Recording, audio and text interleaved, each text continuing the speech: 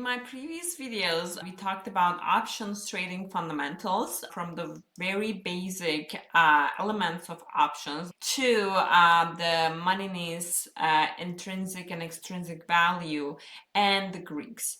Having those foundations, I thought we can jump right into the strategies that I use to make consistent and conservative income.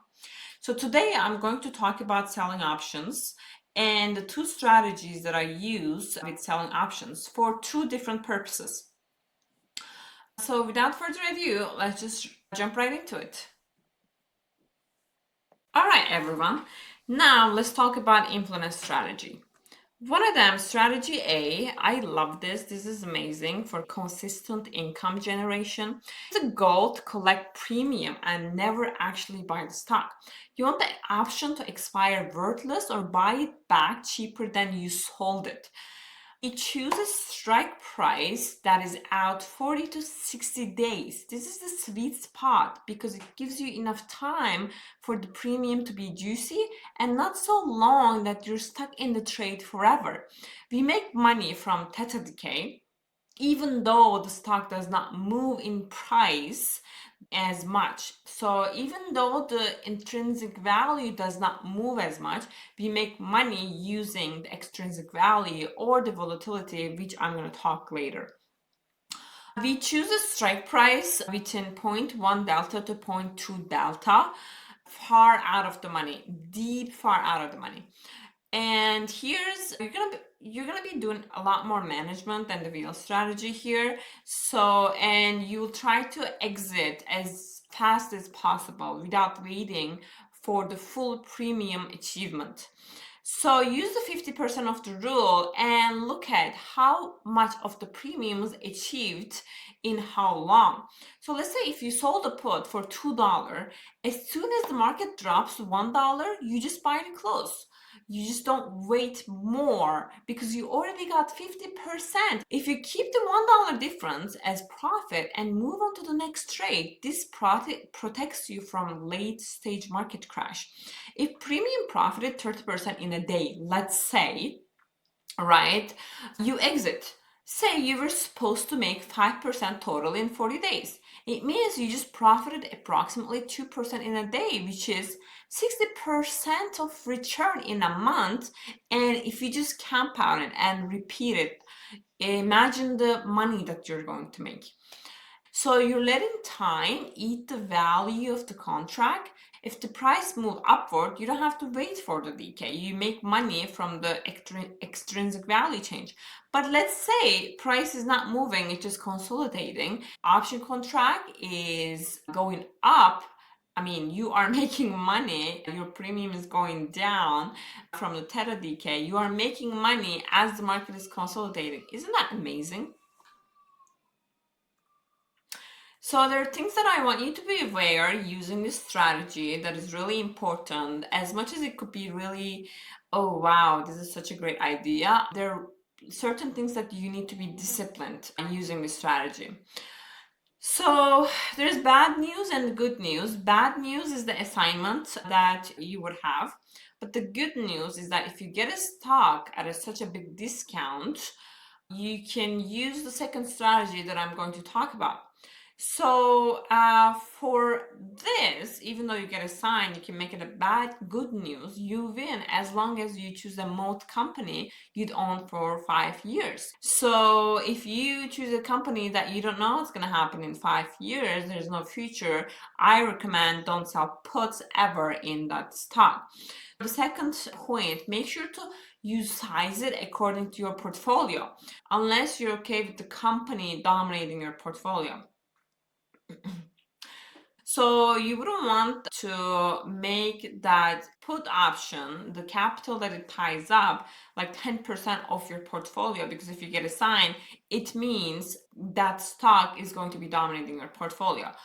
So roll out and down before 14 days if you think there could be an assignment, because the goal is not to get assigned here, just remember, but profit from the premium swings, because this is about the gamma risk. In the last 2 weeks, the option price becomes extremely volatile. So We talked about gamma in the previous videos. If you don't know what it is, I would recommend checking it.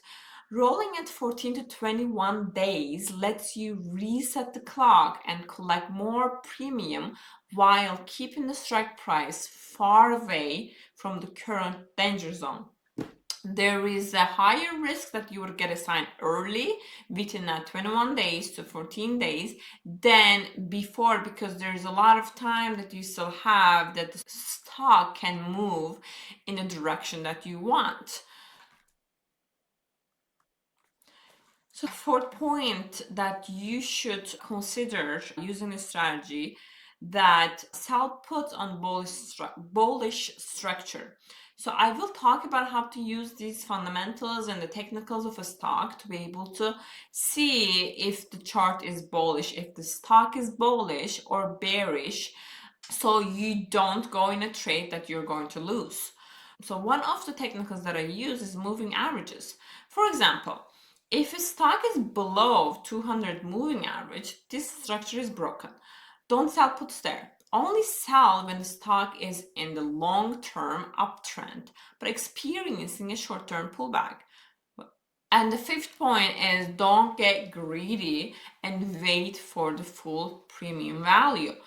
The goal is here, rinse and repeat as often as possible and make consistent income.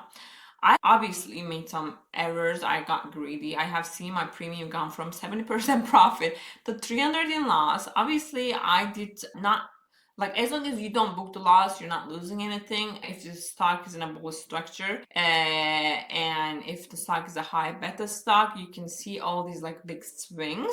As I said, if you know what you're doing, you can get that loss to a profit. You know that you already had the profit of the premium. Why wait too long that you could have these swings? Then just book your profit and go to the next trade, because if you book the profit when the stock goes down, has a pullback, you can sell a put again, collect the premium, and when the stock comes back, you made money and you're compounding your money at that point. So the rinse and repeat method is mathematically superior holding to zero because of the just the example that I talked about. So it might take 30 days to get 50% of the profit, but another 30 days to get the remaining 50%. So your profit per day drops significantly in the second half. Close at 50% and free up your cash and find a new high IV setup. So, and you're gonna win in the long term, just compounding your money like crazy. So the another tip here is if you use a margin, you don't pay margin interest. Isn't that amazing? But remember, only use up to 25% of your margin allowance in case of your portfolio drawdowns, because you never know if what the market is gonna do. It could have just like a 10% pullback, and you need a margin cushion at that point to not have a margin call. So only using 25% of your buying power, you leave that 75% cushion to survive a black swan event without being forced to sell at the bottom, and you are protecting yourself at that point. And another point is very important. This is the most important thing ever.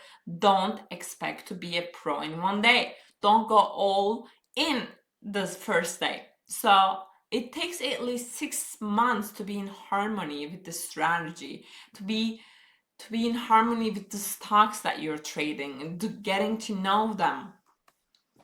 Right. So here's a checklist, a trap checklist that I created for you. Earnings volatility. This is very important. If you don't know how the volatility works, watch my previous video. Never sell a put 1 to 2 days before earnings unless you want that aggressive, my second strategy that I'm going to talk about, aggressive assignment strategy. Because even though the company is amazing, the earnings are coming great, if the Wall Street bros doesn't have their expectations from that, it could just go back 20% down. And like, as I said, unless you don't mind owning that stock at that point, you're gonna be stuck in that trade for a while. And chasing premium, if an option is paying 20% return in 1 month, there is something wrong there, okay? The market knows something you don't. So if there's a really high premium, there's a higher risk of a crash. That means that stock is a high beta stock. And if it doesn't, if the fundamentals does not support that, don't do that. So there's also low VIX boredom. I'm going to talk about how I use volatility and how I allocate my cash using the VIX levels. So if the VIX is below 15, generally you get bored, right? There's like a bullish, the market is going bullish, everyone is greedy, and you just want to like trade. So I don't recommend that, and that's most times that the puts are cheaper. You want to use volatility when you're selling puts, obviously, and you want to make money, but don't force trades on bad stocks. And when there's hype, there's greed. And definitely beware of boredom. That's the enemy of options trading. It is one of my favorite strategies, and I'm so excited for you to start finally making money and getting confident in options trading. And see you in the next video. And don't forget to subscribe and like my video.